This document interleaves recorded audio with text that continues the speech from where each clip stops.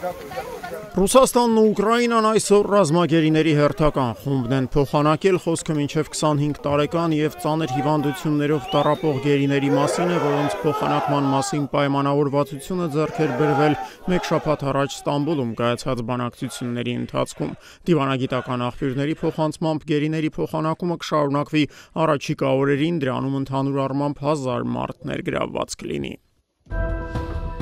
Ռուսական զորքերի առաջխաղացումը Դնեպրոպետրովսկի մարզում շարունակվում է, այսօր հայտարարել է Ռուսաստանի պաշտպանության նախարարությունը, պնդելով, որ զորքերի կենտրոն խմբավորմանը դեռ կիրակի օրն էր հաջողվել հատել Դոնեցկի եւ Դնեպրոպետրովսկի մարզերի սահմանը։ Ռուսական զորքերին հաջողվել է խորանալ Դնեպրոպետրովսկի մարզի տարածքում, նշել է գերատեսչությունը։ Ռուսաստանի պաշտպանության նախարարության պնդմամբ Դնեպրոպետրովսկի մարզ ներխուժած տանկային ստորաբաժանումներին վերջին 24 ժամերին հաջողվել է մեծացնել վերահսկվող տարածքը։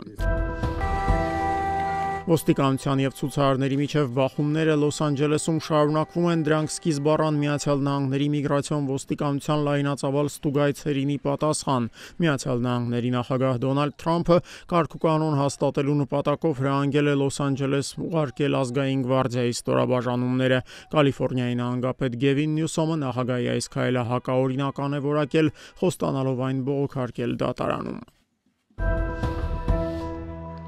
Իրանն Օմանի միջնորդությամբ շուտով Միացյալ Նահանգներին կփոխանցի իր պատասխան առաջարկը միջուկային համաձայնագրի վերաբերյալ, այս մասին երկուշաբթի օրը հայտնել է Իրանի արտգործնախարարության խոսնակ Իսմայիլ Բաղային։ Մեր առաջարկների փաթեթը խելամիտ է եւ հավասարակշռված։ Մենք առաջարկում ենք, որ ամերիկյան կողմը չմսխի համաձայնություն կնքելու այս մի հնարավորությունը։ Մեր առաջարկներին լուրջ վերաբերմունքը բխում է Միացյալ Նահանգների շահերից, ընդգծել է Իրանի արտգործնախարարության խոսնակը։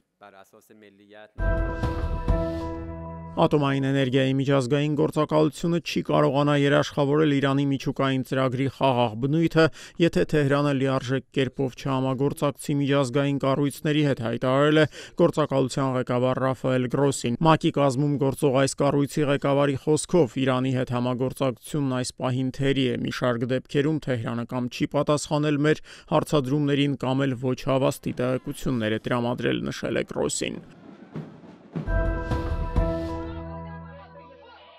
Իսրայելցի հատուկ ջոկատայիններն անցած գիշեր գրավել են մարդասիրական օգնությամբ բեռնված Մադլեն նավը, որը փորձում էր ճեղքել Գազայի ծովային շրջափակումը։ Նավի 12 ուղևորների թվում էր նաև շվեդ բնապահպան ակտիվիստ Գրետա Թունբերգը։ Իսրայելի պաշտպանության նախարար Իսրայել Կացը շնորհավորել է զինվորականներին նավի չեզոքացման առթիվ, նշելով, որ իր ենթականերին հրահանգել է Աշդոդ նավահանգիստ ժամանելուն պես ակտիվիստներին ցուցադրել 2023 թվականի հոկտեմբերի 7-ին Համասի հարձակման մասին պատմող տեսանյութը։